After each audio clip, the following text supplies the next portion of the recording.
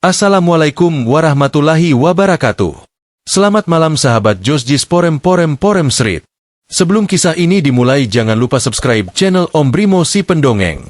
Nyalakan loncengnya dan dukung terus agar cerita malam ini bisa terus berlanjut. Karena malam ini kita tidak hanya mendengar sejarah. Kita akan menyingkap tirai masa sebelum masa. Sebelum langit ada. Sebelum bumi bernapas. Sebelum cahaya pertama menyala. Inilah kisah permulaan dalam mitologi Yunani. Kisah yang berawal dari sesuatu yang bahkan bukan sesuatu.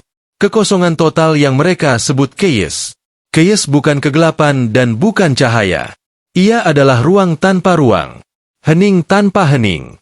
Ia ada tanpa bentuk. Ia diam namun menyadari keberadaannya. Dari kesunyian yang tidak bisa dibayangkan itu, chaos mulai menggeliat. Ia menahan kehampaannya terlalu lama, hingga muncullah sebuah dorongan untuk mencipta. Dari dorongan pertama, itulah lahir kesadaran baru yang menjadi fondasi dunia masa depan. Gaia muncul pertama kali. Ia bukan sekadar tanah tempat berpijak. Gaia adalah roh bumi itu sendiri. Luas, tegas, dan lapar akan kehidupan. Di kedalaman kekosongan itu, tubuhnya mengembang seperti daratan yang belum dipetakan. Ia merindukan sesuatu untuk mengisi dirinya. Lalu muncul Tartarus.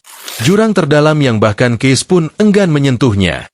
Tartarus adalah kegelapan tanpa dasar. Bukan sekadar lubang tapi penjara kosmik yang hidup.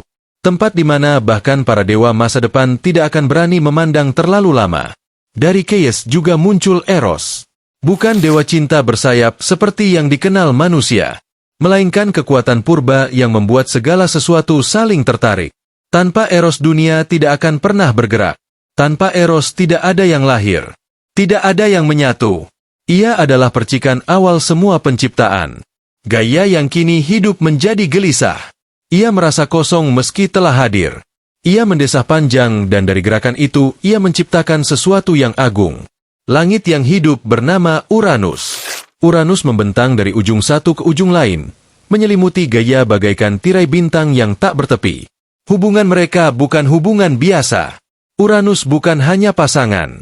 Ia juga penjaga sekaligus bayangan yang melayang di atas Gaia malam dan siang. Dari persatuan Gaia dan Uranus lahirlah generasi pertama. Makhluk raksasa dengan kekuatan melebihi apapun yang pernah ada. Mereka disebut Titan. 12 Titan lahir satu demi satu. Mereka tinggi sebesar gunung dan membawa sifat-sifat alam dalam tubuh mereka. Ada Oceanus sang lautan luas.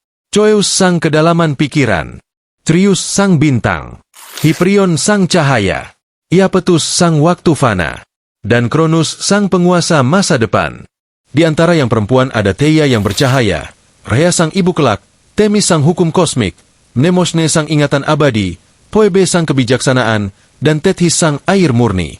Tapi tidak hanya Titan yang lahir. Gaia juga melahirkan para Cyclops. Makhluk bermata satu namun luar biasa kuat.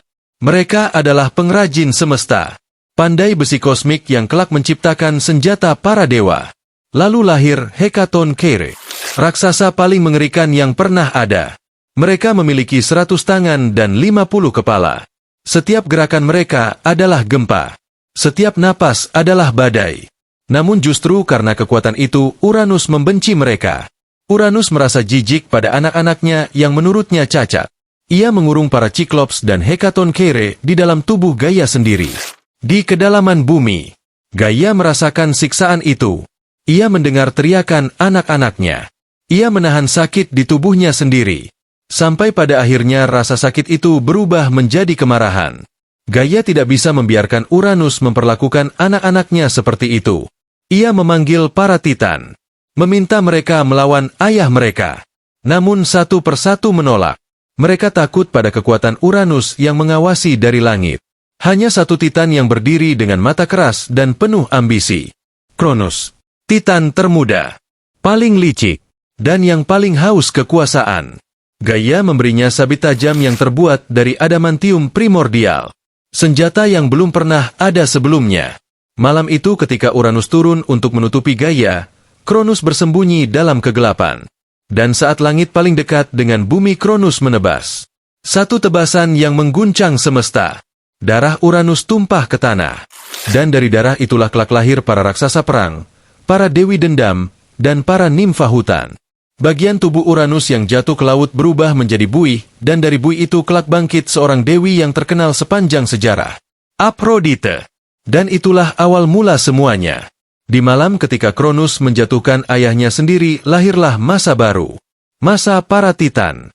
Mereka kini menjadi penguasa. Dan dunia bersiap memasuki babak berikutnya. Sampai di sini dulu sahabat Josjis Porem Srit. Terima kasih sudah mendengarkan kisah awal mitologi Yunani. Jangan lupa subscribe dan dukung terus channel Om Brimo si Pendongeng agar kisah-kisah gelap masa lampau bisa terus hidup di malam berikutnya. Wassalamualaikum warahmatullahi wabarakatuh.